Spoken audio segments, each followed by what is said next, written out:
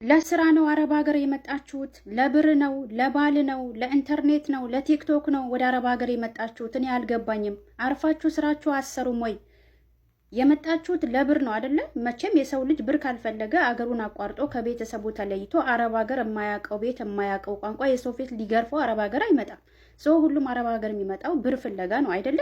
ስለዚህ ለስራ ብላችሁ እስከመጣችሁ ድረስ ጠንክራችሁ ስራችሁን መስራት ነው የሚያዋጣችሁ። ወላ 24 ሰዓት ቲክቶክ ተጥዳችሁ መዳሜ ስልክ ካልሰጠችኝ፣ ምስተር አሰሪዎቼ ስልክ ካልሰጡኝ፣ ቲክቶክ እንድጠቀም ካልፈለጉ፣ ኢንተርኔት ካልሰጡኝ ወደ ሀገር ይሸኙኝ። ኧረ ምን አይነት ጉድ ናችሁ? ምን አይነት ጉድ ናችሁ? እንደው ይቅርታ አድርጉልኝ፣ ይቅርታ አድርጉልኝ። ይኸውላችሁ የሚያዋጣችሁ ስራችሁ ነው።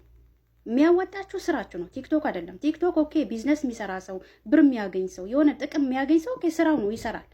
ላይክን የእናንተ ስራ የእናንተ ደሞዝ የእናንተ ብር ማዳም ቤት እስከሆነ ድረስ ስራችሁን ነው ማስቀደም ያለባችሁ። ለምሳሌ ስልክ መያዝ ያለባችሁ መቼ ነው? ማታ በእንቅልፍ ሰዓታችሁ ከፈለጋችሁ በራሳችሁ ታይም ስራ ካለባችሁ ገባችሁ። ስራ ስትጨርሱ ወደ ክላሳችሁ ስትገቡ ስራችሁን ስትጨርሱ ያዙ። ላይኪን ማዳምሽን እየጠራች ልጆች እዛ ጋር እያለቀሱ ስራሽን እዚህ ጋር ተቆልለው አንቺ ቲክቶክ ላይ ተጥደሽ ከዛ ደግሞ ማዳም አሁን የትናንትናዋ ልጅ ምንድን ነው ያለች? በቃ ስልክ እንድጠቀም ካልፈለጉልኝማ በቃ ወደ ቢሮ ነው የሚሄደው። ቢሮ መሄድ አይቻልም። 3 ወር ከሞላችሁ ቤት መቀየር አይቻልም። በአሁኑ ህግ እንደሰማሁት 2 ዓመት ሳይሞላችሁ ቤት መቀየር አይቻልም። ቤት መቀየር የሚቻለው መቼ ነው? 3 ወር ሳይሞላችሁ። አንደኛ 3 ወር ሳይሞላችሁ ነው ቤት መቀየር የሚቻለው። ሌላው ደግሞ 2 ዓመት ከሞላችሁ በኋላ ነው።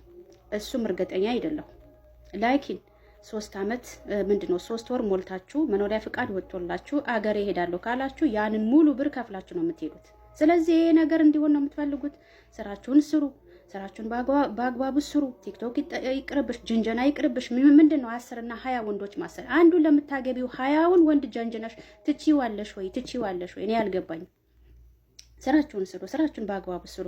ደህንነቴን አረገባለሁ፣ ወረወሬን አራንግባለሁ። የመጣው ለስራ ነው እስካልሽ ድረስ ሀቢብቲ አረብ ሀገር ላይ ቀልድ የለም ሀቢብቲ። የመዳም ስራ እዚህ ቁልልልል ብሎ አንቺ እዛ ቲክቶክሽን ስልክሽን ማዳም ደስ ይላታ። ብሯ እኮ ነው የምትከፍለው፣ ብር ነው አይደለ? እዚህ ጋር አሁን እነሱም ሀቅ አላቸው። አሁን የትላንትና ማዳም ሀቅ አላት። ገባችሁ? ቲክቶክ ላይ ብቻ ነው ተጥዳ የምትውሎ፣ ስራ አትሰራም ብላለች። ካላስ ይሄ ደግሞ ማንኛውንም ሰው ብሩን እስከከፈለ ድረስ በስርዓቱ ስራችንን መስራት አለብን። እኔ አንዳንዶቻችሁ ሁላችሁም እያልኳችሁ አይደለም፣ ሁላችሁም እያልኩኝ አይደለም።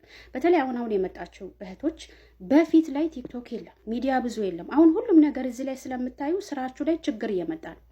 ገባችሁ? ስራችሁን ስሩ፣ ስራችሁን በአግባቡ ስሩ፣ ራሳችሁ ጠብቁ፣ ምግብ ብሉ፣ ያገኛችሁትን ምግባችሁን ብሉ፣ ውሃ ጠጡ፣ የእንቅልፍ ሰዓታችሁ በስርዓቱ ተኙ፣ ስራችሁን ስሩ፣ ብራችሁን ያዙ። በቃ ገባችሁ? ይሄ የምንጠቀማቸው ሚዲያዎች ከስራ ውጪ ባለው ሰዓት ነው እንጂ ስራችን ቁጭ አድርገን ይሄኛውን ብቻ የምንጠቀም ከሆነ ጥቅም የለም። ወደ ሀገርሽ ዳይ። ገባችሁ?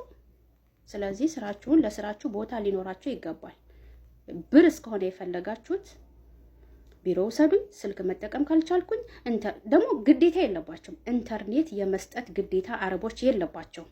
ከኢትዮጵያ ስንመጣ በወር 1 ጊዜ ቤተሰቦቻችንን እንድንደውል ያ ግዴታ ነው። ላኪን ስልክ ካልገዙልኝ አልሰራም፣ ኢንተርኔት ካልሰጡኝ አልሰራም፣ ምን የምፈልገው ነገር ካላደረጉ አልሰራም። ዳይ ወደ ሀገርሽ አቤብቲ ወደ ሀገርሽ። እኔ እንዴ ለምን እንደምትመጡ ራሱ አላውቅም እኮ። ፈጣሪ ወይ ትዕግስቱን ስጠኝ።